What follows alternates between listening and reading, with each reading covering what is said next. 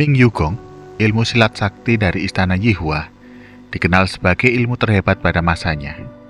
Hanya Yanantian dengan Jia Yi Shen Gong yang mampu menandinginya.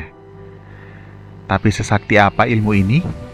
Rekan kami akan menjelaskannya pada kalian. Sebelum itu, tolong like dan subscribe channel ini agar kami bisa semangat membuat ulasan-ulasan menarik lainnya, karena hanya 10% dari viewer saja yang baru subscribe channel ini. Tanpa menunggu lama lagi, kami persembahkan ulasan tentang Ming Yugong.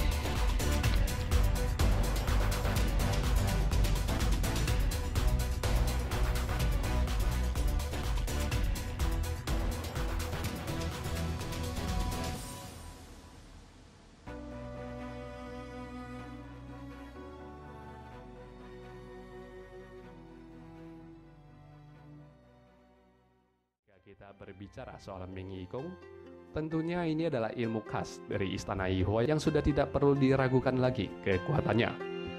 Ming Yigong dapat disebut sebagai ilmu tenaga dalam lintas generasi.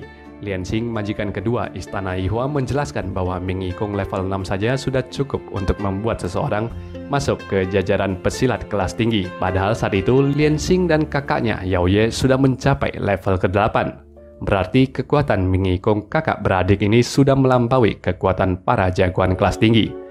Menurut Lianxing juga, untuk mencapai Ming Yigong level 8 diperlukan pemahaman Wuo Liang Wang, yang artinya melupakan diri sendiri. Dengan adanya pemahaman inilah yang menjadi dasar utama praktisinya untuk melanjutkan ke level 9, yaitu Taisang Wang Qing.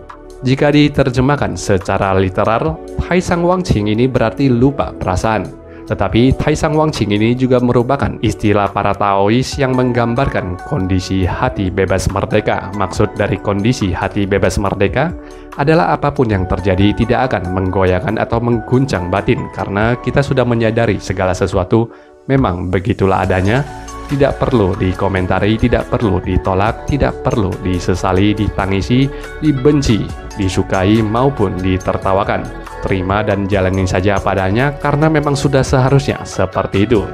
Jadi Taisang Wang Qing ini juga bisa diterjemahkan sebagai bebas dari rasa ataupun emosi, namun rasa itu pernah ada. Lianxing berkata dengan mata setengah melamun dan mata menerawang bahwa 18 tahun lalu dia dan Yao Ye gagal mencapai level ke-9. Bagaimana tidak jika kita menelusuri kejadian 18 tahun lalu di mana kedua putri Yihua ini bertemu dengan Qiang Feng. Ketika itu hati mereka tergetar oleh benih-benih cinta yang tumbuh, pikiran mereka kacau oleh perasaan cinta sehingga tidak ada satupun dari mereka yang mampu melanjutkan Ming Yigong ke level 9. Seperti itulah deskripsi novel saat mereka terkurung di gua markas besar Wei Wuya. Semua jalan keluar sudah ditutup oleh Wei Wuya yang ingin membuat Yao Ye, Lianxing, dan Xiao Yi dan Su Ying dilanda oleh kelaparan dan kehausan. Wei Wuya percaya rasa lapar dan haus akan membuat seseorang berubah menjadi monster. Yao Ye memang mengidap gangguan mental, tetapi ia tidak bodoh. Dia tahu niat dari Wei Wuya dan Yao Ye tidak mau memberikan kesenangan itu kepada Wei Wuya. Maka itu Yao Ye duduk berdiam diri di sudut, tidak menanggapi semua pancingan Wei Wuya. Di saat inilah ketika Yao Ye sudah pasrah dan dia teringat kembali akan kalimat Taisang Wang Qing, perlahan-lahan pikirannya mulai terpusat dan Yao Ye tenggelam dalam meditasinya. Novel menggambarkan bahwa tubuh Yao Ye saat itu perlahan-lahan menjadi jernih bening seakan tembus cahaya, terlihat bagaikan es di tengah kabut tipis. Itulah tanda Ming Yigong level 9 telah terlatih, kata Lianxing yang tidak menyangka Yao Ye bisa mencapai level ke-9 ini setelah 18 tahun lamanya. Keistimewaan Ming Yigong adalah tenaga murninya yang tidak akan terkuras habis. Sesudah mengamati tanah bekas tempat Yao Ye berdiri, jago-jago dari Pulau Tanpa Nama menjelaskan bahwa kekuatan Ming Yigong level 9 akanlah membentuk pusaran, di mana ini menunjukkan kekuatan Ming Yigong bukan dilepaskan keluar, melainkan ditarik ke dalam.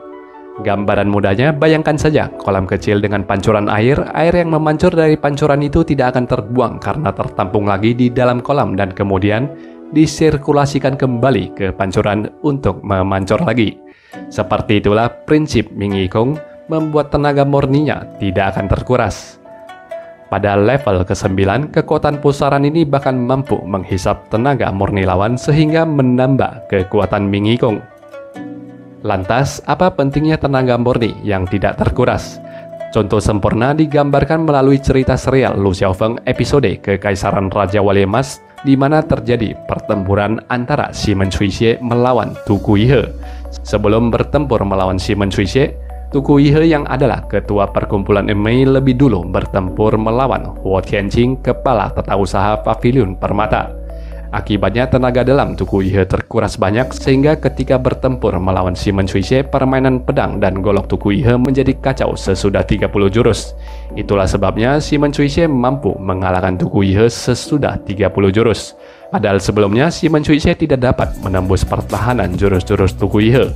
Dari sini dapat dilihat, untuk seorang ketua perguruan besar juga bisa bernasib tragis ketika tenaga murninya terkuras. Itulah pentingnya mempertahankan tenaga murni. Yao Ye sendiri memilih untuk mengalah daripada bertempur sewaktu beberapa jago dari Pulau Tanpa Nama menghadanginya. Yao Ye sadar jika ia bertempur melawan jago-jago itu, ia berpotensi menguras tenaga murninya dan ia tidak ingin hal itu terjadi karena Yan Nantianlah yang menjadi lawan utamanya.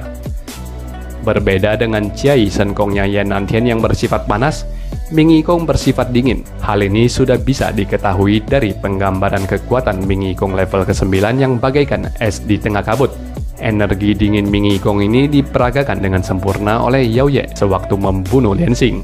Mulanya Lian Xing merasa seperti dibuai angin sejuk, namun angin sejuk itu semakin lama semakin dingin. Sampai pada puncaknya, Lian Xing merasa seperti berendam telanjang bulat di kolam beku di tengah malam musim dingin, dan Lian Xing pun harus mati beku. Cerita jelas-jelas mengatakan Yao Ye bukan mengisap tenaga murni Lian Xing, melainkan menyalurkan hawa dinginnya ke tubuh Lian Xing. Dengan begitu kita mengetahui bahwa kekuatan Ming Yikong level ke-9 tidak hanya sanggup menghisap tenaga murni lawan, tetapi juga bisa membanjiri tubuh lawan dengan energi dingin. Selain Yao Yue, tokoh lain yang berhasil mempelajari Ming Yugong sampai sempurna adalah Shen Lang dari cerita Pendekar Baja, dan ada sebuah hipotesa, nahkoda kapal layar pancawarna dari cerita misteri kapal layar pancawarna. Dalam cerita Pendekar Budiman, dikisahkan bahwa Shen Lang dan kawan-kawannya mengasingkan diri ke pulau terpencil di luar lautan. Sedangkan nahkoda kapal layar pancawarna, karena satu sebab, bersumpah tidak akan lagi menginjak daratan seumur hidup. Karena itu kita bisa melakukan hipotesa bahwa kapal layar pancawarna pernah tidak sengaja mampir ke pulau tempat Shen Lang dan kawan-kawannya, kemudian nahkoda kapal layar pancawarna itu mempelajari Ming Yugong dari Shen Lang. Cerita misteri kapal layar pancawarna sempat menggambarkan ada beberapa orang dayang yang bekerja di kapal layar itu sebagai asisten sang nahkoda. Jadi meskipun novel tidak menjelaskan dengan detail, ini adalah indikasi tidak langsung bahwa mungkin sekali Ming Yugong diturunkan kepada Istana Yihua melalui salah satu dayang kapal layar pancawarna itu setelah kematian sang nahkoda. Tetapi sekali lagi, tidak ada cerita detailnya di novel, hanya dugaan saja. Sebuah hipotesa tentang bagaimana Ming Yugong diturunkan dari generasi ke generasi. Tetapi tidak pernah ada narasi tentang bagaimana akhir dari pertempuran Ming Yugong melawan Jiai Shen Gong. Sekian pembahasan dari ilmu sakti dari Istana Yihua. Terima kasih telah menonton dan sampai jumpa di video berikutnya.